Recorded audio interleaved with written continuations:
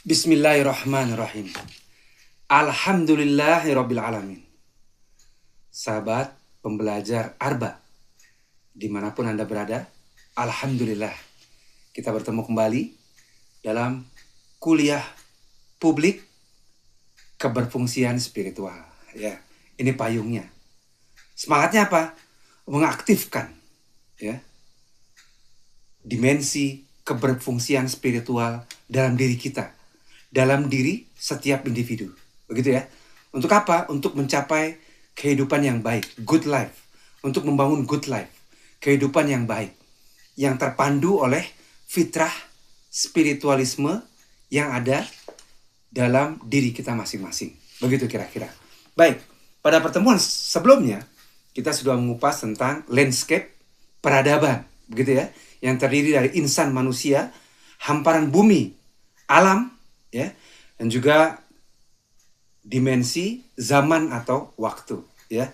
Oleh karena itu, pendidikan atau pemberdayaan atau pengembangan masyarakat, ya, yang dibangun ini harus selaras dengan konteks peradaban dan tujuan penciptaan, ya, atau maksud penciptaan, the purpose of life. Berikut kami bacakan beberapa lapisan peradaban, begitu ya. Yang paling dalam ini adalah potensi fitrah dan sistem hidup, yaitu human nature and the true knowledge, ya, the true knowledge. Inilah fitrah Allah yang ada pada diri manusia, alam dan waktu kehidupan, termasuk kitabullah, ya, termasuk kitab suci, ya. Wahyu dari Allah Subhanahu wa taala yang disebut sebagai fitrah al-munazalah. Ini ya, artinya setiap manusia lahir sudah dengan benih fitrahnya masing-masing. Tidak ada satu manusia pun yang sama. Bahkan sidik jarinya saja sudah berbeda, ya. Dan manusia kemudian berkembang hidup, ya, dalam konteks peradaban yang berbeda-beda. Lapis kedua adalah pendidikan peradaban atau education for the virtuous civilization. Nah, ini ya. Pendidikan peradaban mentransformasi potensi fitrah. Ya, artinya, tadi kita bicara, pendidikan tidak untuk disempitkan maknanya. Hanya persekolahan, ya, hanya pengajaran. Bukan. Tapi adalah the whole stories about human development. Pendidikan memayungi seluruh proses pengembangan sumber daya manusia, pemberdayaan, ya, dan lain-lain. Ini, ya. Jadi pendidikan peradaban mentransformasi. Tujuannya apa? Mentransformasi potensi fitrah, ya. Karena setiap orang sudah, ya, dianugerahi benih fitrahnya masing-masing, ya. Salah satunya adalah benih bakatnya, ya. Dan kajian tentang bakat ini sangat banyak, ya, yang menunjukkan setiap orang punya minat, punya interest, punya kekuatan, punya kemampuan, punya keunggulan, punya bakat yang berbeda-beda.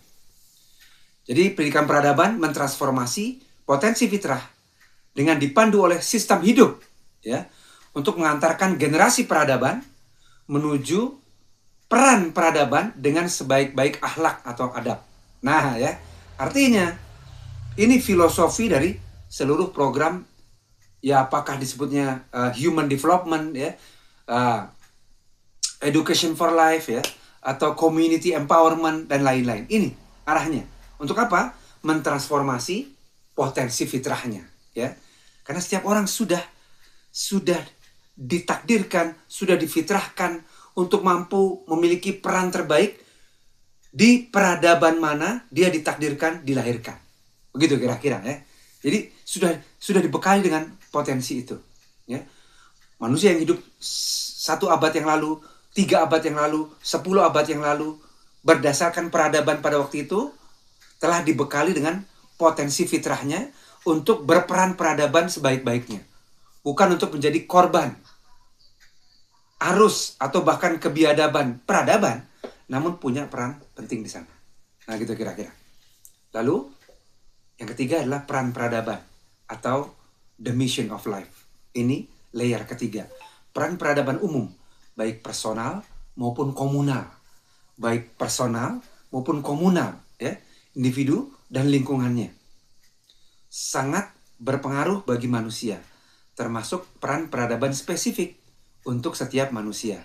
Ini adalah alasan keberadaan, reason for being, untuk memenuhi maksud diciptakannya manusia yang disebut dengan misi hidup atau our calling.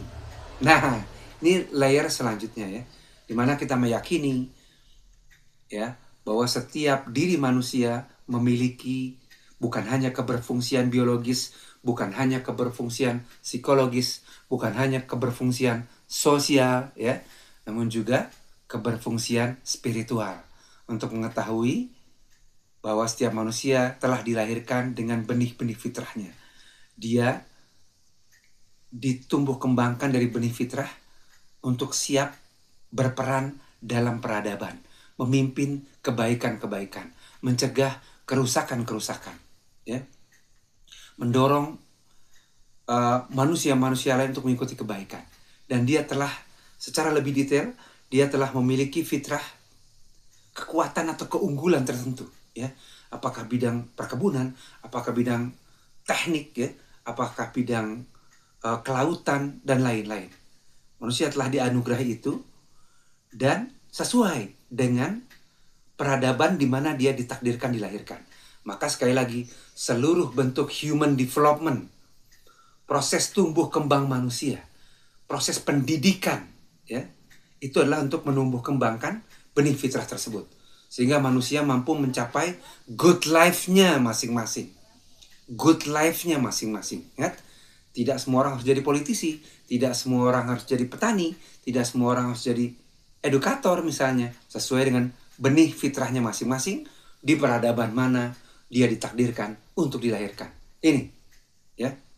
Artinya, person in environment atau people in civilization.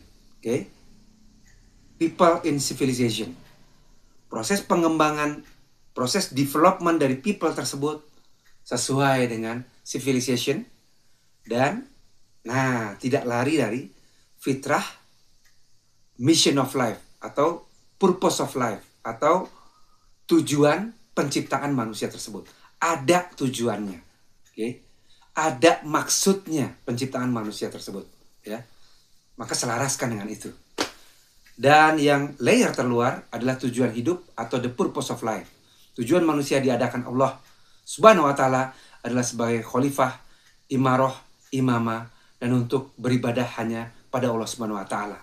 Maka apabila tujuan pendidikan, apabila tujuan pemberdayaan masyarakat dan lain-lain tidak sejalan dengan big agenda ini, ya, dengan tujuan penciptaannya, maka akan terjadi, apakah dia bekerja tidak sesuai dengan minatnya, apakah dia semakin bekerja semakin galau, apakah dia bekerja menganggap pekerjaan itu sumber stresnya, dan lain-lain. Karena tidak sesuai dengan benih fitrahnya, ya. Dan dari sini nanti turunannya banyak, ya. Ketika seorang betul-betul meyakini, dia melakukan sesuatu berdasarkan keyakinannya bahwa dia diciptakan untuk melakukan itu dan untuk bermanfaat bagi orang banyak, maka dia akan melakukan itu dengan senang hati, ya. Setiap ada hambatan, dia jadikan sebagai tantangan atau dia persepsikan sebagai tantangan. Dan apabila dia meninggal dan dihidupkan kembali, maka dia rela tetap berada di jalur itu. Dia melakukannya dengan super semangat, gitu ya. Inilah dia, ya, artinya proses pemberdayaan, ya, penguatan, ya,